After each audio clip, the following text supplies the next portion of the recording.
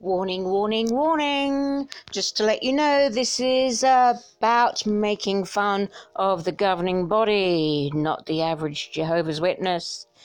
The problem is that people who are brought up as J-dubs live in total fear. There is so much fear, and we need to see the governing body for what they really are. Just men, and not even average men. They are so flawed, they will do anything to keep covering up the crimes, the tens of thousands of crimes of child abuse. So, here we go. Thanks. Bye. Hey there, my little dingle-dangles. How you doing? Well, I haven't watched one of these for a couple of months. Ooh, I'm slipping. No, I was just enjoying life too much. In fact, I was enjoying it so much, I've decided to make myself suffer a little bit. So here I am again, JW Broadcasting, the September edition. Remember, I go there, so you don't have to. And of course, you must not confuse my silly videos with any sensible rebuttals. Those are the grown-up ones. I just put the but in rebuttal. So, look who we've got. Look who we've got. We've got him again. It's Ken, isn't it? Ken? Where's Barbie? Now, someone with very dirty fingernails? Chucking the world around? If you're going to chuck the world around, at least clean your fingers. Anyway, I see, look, Ken, what's he got round his neck? He seems to have stolen a bit of police, those police crime scene do not cross tape things. He seems to have stolen a bit and put it round his neck as a tie. Apparently, seems that's what all the best dressed J-dubs in Warwick HQ are wearing these days. Right. Oh dear. And thank you for watching this video. Goodbye. No, okay, I really am going to go in there. I'm going to go in. I've got my hard hat on. Here we go. Well, I'm just watching this for the first time with you guys. I've just skipped through the story of brother Cecil Goff there. He's done his stuff. I want to leave him. I want to leave him in peace. What can you say? He would have joined up under very different terms to what the kids are joining up under now. Anyway, let's see what the next joyous thing he's going to share with us. How was he able to persevere for so many years and through so many different assignments? Cecil learned the value of letting Jehovah and his organization shape his thinking. But he had to make a choice as a young man, a choice all of Jehovah's servants have to make. And that's the basis for our discussion this month. The theme is, stop being molded by this system of things. In describing godly wisdom, the ancient man Job recognized... Job every single week. He's not really Job. He's just very careless with his family. Job. I mean, flipping heck. Does no one else exist in the Bible apart from Job? Oh, dear. Okay, sorry, Jonah exists this year, doesn't he? Oh, dear, they always pick out the happiest things, don't they? Oh, and anyway, it's obviously this is going to be time, I guess, to guilt the kids. You ready, kids? You ready to get guilty? Here we go. It as priceless. At Job 28:17, he said, gold and glass cannot be compared to it. Glass has been around for centuries, even back in Job's day. Job! However, what revolutionized glass production was the invention of glass blowing. Where did this come from? By blowing through a hollow tube, a glass blower can quickly mold super... Just good if it's called glass blowing or not glass sucking, because that would be a very, very different outcome. How did this happen? Are we going to go... Oh, please don't give us a lesson on glass blowing. I can't. Heated molded glass into a specific shape. No. Satan's system has developed the art of shaping the minds of people into fragile glass... So there you have it. Don't let Satan blow you. Vessels with little useful purpose. In fact, that was rude. You and your dirty minds, honestly. Romans 9:22 refers to such ones as vessels of wrath made fit for destruction. Vessels. Find with me Romans 12:2. Oh dear. What is responsible for molding and shaping the inclinations of the people of the world? Garlic bread, Romans 12:2. according to you. And stop being molded by this system of things, but be transformed by making your mind over, so that you may prove to yourselves the good and acceptable and perfect will of God. To counteract being molded, the verse said, but be transformed by making your mind over. He's not looking well, is he, this? He's not looking well these days. What's happened to him? What's happened? Has he got his tie too tight or something? It's choking him. He's looking very pale. Or is it makeup has gone wrong? Did they accidentally bring in the Bethel mortician instead of the Bethel makeup artist? Because he's looking pale. He's looking pale, and those red lips, that's not good. So the molding of this system is related to our thinking, the shaping of our minds. Right. Well, what evil air is blown down the hollow tube? My yawns every time. It makes It's identified quite clearly for us at Ephesians 2:2 and 3. Concerning a Christian's previous unclean thinking and behavior, verse 2 says, in which you at one time walked according to the system of things of this world, according to the ruler of the authority of the air, the spirit that is now at work in the sons of disobedience. The verse makes clear that this system of things has a ruler. Satan is called the ruler of the authority of the air. The verse indicates that the air is the spirit of the world. But with such a mindset, what kind of behavior does the thinking of the world lead to? Verse 3. Yes, among them we all at one time conducted ourselves in harmony with the desires of our flesh, carrying out the will of the flesh and of our thoughts. And we were naturally children of wrath, just as the rest. For this reason they become vessels of wrath, made fit for destruction. Glassblowers often work in groups known as shops.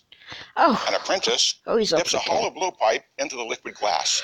Oh, work that metaphor. And up, 2, 3, 4, left, 2, 3. Work it. By twirling it, he gathers a blob of molten glass. He shapes the blob by rolling it on a smooth surface called a marver. He then passes the tube to the gaffer or shop master. Don't suck. He blows air into the tube and fashions the glass into a globe. If a wine glass is being made, the tube is then passed to the stem maker. The gather of glass is Put these shoes on. It's then shaped by means of long pointed tongs to form the stem. Right. Then another gather of hot glass is added to the stem. The craftsman rolls the tube on the arm of his chair. He forms the base of the glass. We will briefly consider 4 ways that this system subtly tries to shape our mind into Satan's designs. Oh, talk about filling it up with first the glass blowing. Harmful peer pressure. Now, often this is just an apprentice in Satan's shop. Maybe fellow students in school, fellow workers on the job. Don't you think Satan will try to capitalize on these circumstantial relationships? Absolutely. Peer pressure. It can have an influence on our mind. They may make fun of our wholesome morals, our clean speech, our dignified dress. That is pressure. Dignified dress is in with crime scene tape round his neck. Will lead neck. to no good. They are twirling us with their thinking, with their taunts. Now, hang on. Are they supposed to be like worldly dressedy girlies or something? Hang on. One of our wholesome morals, what? Our clean speech, What? Our dignified dress. That is pressure. Possibly they invite us to do things that we What? know. Is that are these supposed to be worldly girls or something? Well, they've got trousers on. Oh, so that's a bit bad. They got long-sleeved tops on and scarves. Wow. Oh, that's just far too worldly for me. I don't know about you. I really don't know about you, but that's pretty bad. That's dear me. I think this photo was taken by sort of someone about 98 years old or something. Lead to no good. Yes. They are twirling us with their thinking, with their taunts, or maybe with their flattery and temptation. They are rolling things over and over in our mind. Turn to 2 Peter 2:18 and 19. And as you read this, can you pick out a word that's equivalent to peer pressure? Yeah, I can know a whole phrase, a whole phrase, a whole phrase. Peer pressure. Peer pressure, hang on, that's what happens when you go down the Kingdom Hall, isn't it? Oh, your skirt is like 2 centimetres too short, and brother, your hair is half a centimetre too long. That's called peer pressure. 18 and 19. They make high-sounding statements that are empty, like air. By appealing to the desires of the flesh and with acts of brazen conduct, they entice. That's peer pressure. Empty? They entice people. What? Since when has air been empty? What was it?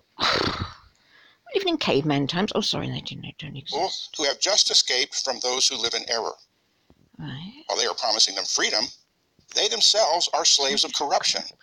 For if anyone is overcome by someone, he is all right, slave. governing body, I'm your slave. Who says if we're overcome by peer pressure, enticed, we actually become a slave of that person? Oh. That is scary. It's dangerous. So remember that if you're going to apply for a study. But what is another way that the spirit of the system can shape our thinking? Because you'll be their slave. Recall the apprentice passed the glass blowing tube to the gaffer, who blew air into the glass, giving it shape. Oh, okay. What does Satan and this system next use to mold our thinking? Governing body. Enticing advertisements. Oh. Like the air of a glassblower, advertisements often have little substance. For example, that product we decided to buy when we last went shopping. Maybe it was a brand of clothing or a brand of... Maybe it was a brand new compound. Maybe it was a lake that goes up and down and up and down. Someone said about they've got big posh grand pianos as well there. Ooh. Or maybe it was that brand new Kingdom Hall that you made the brothers buy for you. Yep. So now that's why they're selling them off, because they look and they go, oh no, doesn't look so good now. Don't look so good. Cereal we bought for breakfast. Is that always purely a person? Now, who else do we know who advertises things? Here we have it from Proclaimers of God's Kingdom, Jehovah's Witnesses' own publication, Chapter 7. Advertise the King and his kingdom. Here we are in 1922. This now very, very, very, very famous battle cry to all the JWs. Advertise, advertise, advertise the King and his kingdom. For example, that product we decided to buy when we last went shopping. Maybe it was a brand of clothing or a brand of dry cereal we bought for breakfast. Is that always purely a personal, rational decision on our part? Or that time we bought your lies. That wasn't a rational decision on my part, no. But you sold it to me in a red book called You Can Live Forever in Paradise on Earth. Yeah, do you remember that one? It was not. I confess, I did not make a rational decision, so I'm very thankful you reminded me. And advertising subtly but powerfully affect our choice. Now, it's not that all advertising is bad or misleading, but the more we allow ourselves to be influenced by it, the more... There he is. He's ringing up. Yeah, okay, yeah, is that Tenny? Yeah, I've just been in Tiffany's. Yeah, we bought the earrings. We bought the earrings for Mrs. M. They're not for Mrs. M. Oh, okay. Oh, well, no, I shan't ask. But anyway, we've have them.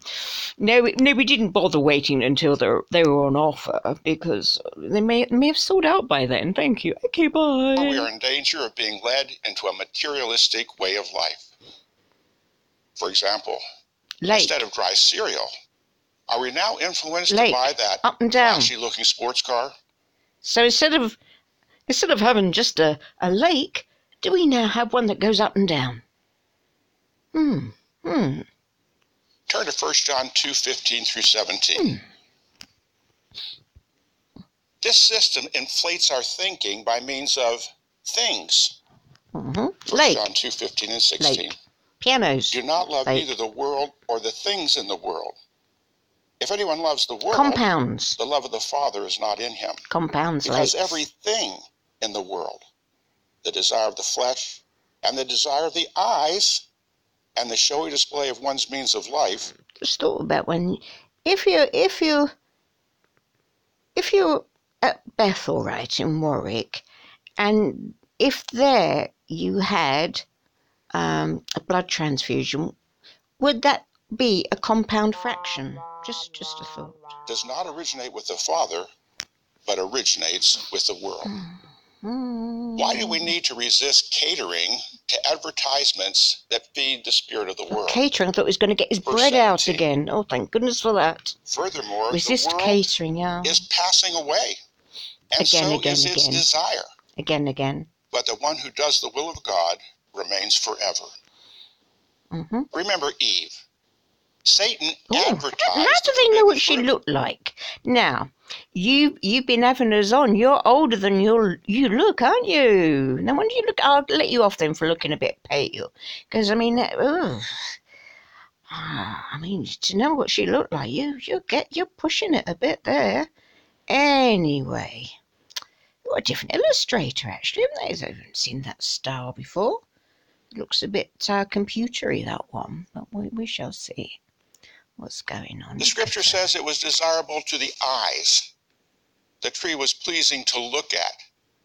She succumbed to the advertisement with disastrous results. Advertisement? Similarly, Satan used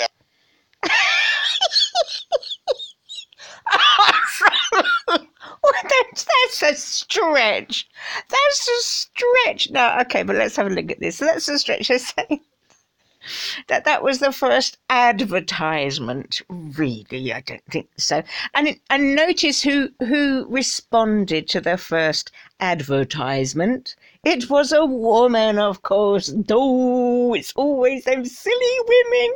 Oh dear, you caught us again. advertisements to try to reshape Jesus' focus.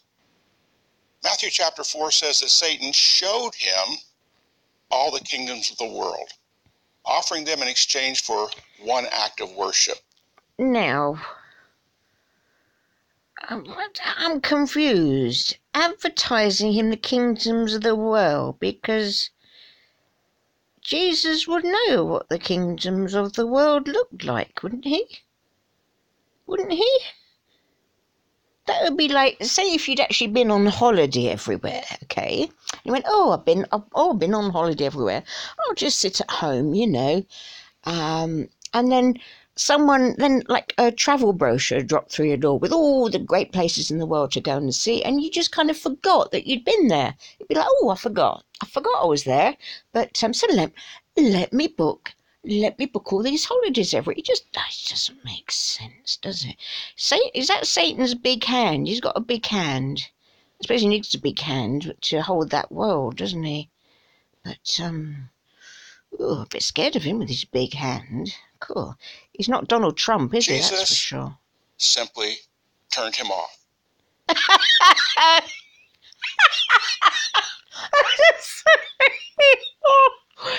Even by their standards, the metaphors are getting really bad. It turned him off. Oh dear, that's... Oh, imagine Jesus with the remote control. And there's Satan talking away to him. You press it. And silence. Okay, so how many of you would want to do that to me? What do you mean everyone's already done it and no one's watching? All right, here I am, alone again. Don't be overly influenced by advertisements. No. But what's the next aspect of the system that can distort our minds? Oh, I don't know. Tell me. Bad associations. Oh! It is as if the gaffer should have has now seen that passed coming. the glass blowing tube to the stem maker.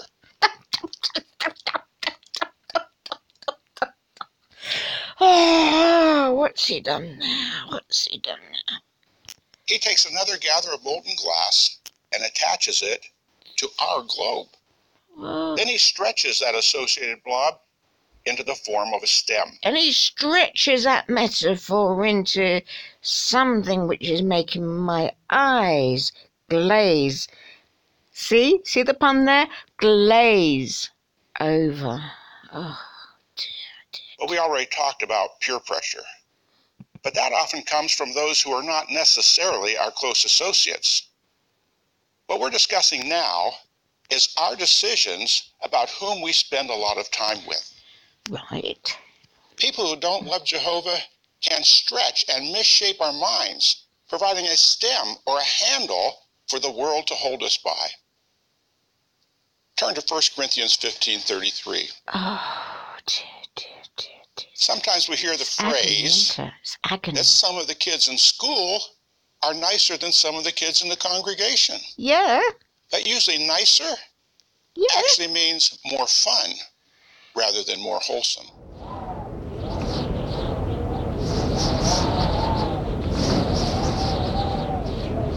I had to stop it there. I couldn't cope. Okay, loins girded again. Here we go. Heading in. But let's look at 1 Corinthians 15:33 in its context. What did the Apostle Paul mean when he said to the Corinthians, bad associations? Governing body? 1 Corinthians 15:33. Governing body? Do not be misled. Mm-hmm. Bad associations spoil useful habits. Right. But what made these ones bad associations? Glad I'm avoiding them. Phew. Let's see it in context. Look at 1 Corinthians 15:12. Now, if it is being preached that Christ has been raised from the dead, could you not be wholesome and fun? how is it that some among you say I'm there is no resurrection of the dead? It's disturbed me. But what was the initial But you can't be fun with and wholesome, dearie. They did not believe the same way. Well, why would that make them bad associations? Because what an associate believes will eventually affect our thinking. And our thinking affects our behavior. And it always spoils one's habits, I tell you that. Look at 1 Corinthians 15:32. What good is it to endure the rigors of the Christian race for life if there's no resurrection, no future, I haven't heard that one for ages. Verse 33. Do not be misled. Bad associations spoil useful habits. Mm-hmm. But what made these ones bad association? Let's see it in context. Look at 1 Corinthians 15:12. Now, if it is being preached that Christ has been raised from the dead, how is it that some among you say there is no resurrection of the dead? Well, what was the initial problem with these associates? They did not believe the same way. Well, why would that make them bad associations? Because what an associate believes will eventually affect our thinking. And our thinking affects our behavior. Notice how Paul describes this. Look at 1 Corinthians 15:32. What good is it to endure the rigors of the Christian race for life if there's no resurrection, no future, no hope? Verse 32. If, like other men, I have fought with wild beasts at Ephesus, of what good is it to me? If the dead are not to be raised up, let us eat and drink, for tomorrow we are to die. No, that's not a natural conclusion. May all of us avoid bad association. That's just so, it's like if, I know so many people who have no spiritual beliefs and think that this life is it, and they still all the time strive to do the best they can, and they do very good things. One is not a consequence of the other. Thank you very much. Whether in person, on TV, or on the internet. Ooh. What's a fourth means by which Satan attempts to fashion us, the last one, reshaping our thinking? What is it? Higher education. Most of us remember the January 2015 What the flaming heck? Whoosh! Where did that came? That came right off this. Well, they've said it before, but it was like, you're saying what? Oh, it's like, you talk about keeping the JWs barefoot and pregnant. It's keeping them uneducated and poor is vital, isn't it? Oh, here we go. What's going on? Hosted by Brother Morris of the governing body. He focused on the value of divine education, but he also reaffirmed the dangers of pursuing higher secular education. Its whole purpose is for learning, influencing one's thinking. And while a person's intention might be just to create a stable base. Well, it's not to influence one's thinking. The best education shows you how to think. It doesn't tell you what to think. It helps you explore the broadest way of thinking, that you can work things out. You can take an idea and you can left and right and up and down and forward and back and everything else. We don't want that, do we? For a secular future, his decision could expose him to unscriptural ideas and practices. back to the glass shop. I just think everyone Recall just that should live in like a little cell, you know, and just have everything delivered to them and never leave. I mean, that's the only way you're going to do it, really, isn't it? another gather of hot glass is added to the end of the stem. Now what? The craftsman then rolls the tube backward and forward. He forms the base for the glass. Yeah, we did do that. Well, we will say no more about this topic. Hooray! Other than what Morris has already shared. Yes! You might want to go back and review that broadcast. However, we would like to read 1 Timothy 6, 20 and 21. What? Timothy, guard what has been entrusted to you. That's divine education. Turning away from the empty speeches that violate. What? What? I don't get it. Hang on. I can't get this bit, man. Got to go through this again. This is mad. Guard what has been entrusted to you. That's divine education. What? Turning away from the empty speeches that violate what is holy and from the contradictions of the falsely called knowledge. By making a show of such knowledge, some have deviated from the faith. Some. How many? Unfortunately, in an effort to make a stable base for one's financial future, many have deviated from the faith. I thought there was no future. Why would someone do a financial future? Because it's all going to end tomorrow. So. In the visuals of a glass-blowing shop, we observe the skill of the workers involved. And that shop obviously produces beautiful, useful glass vessels. Satan's glass shop is also skilled at shaping one's thinking.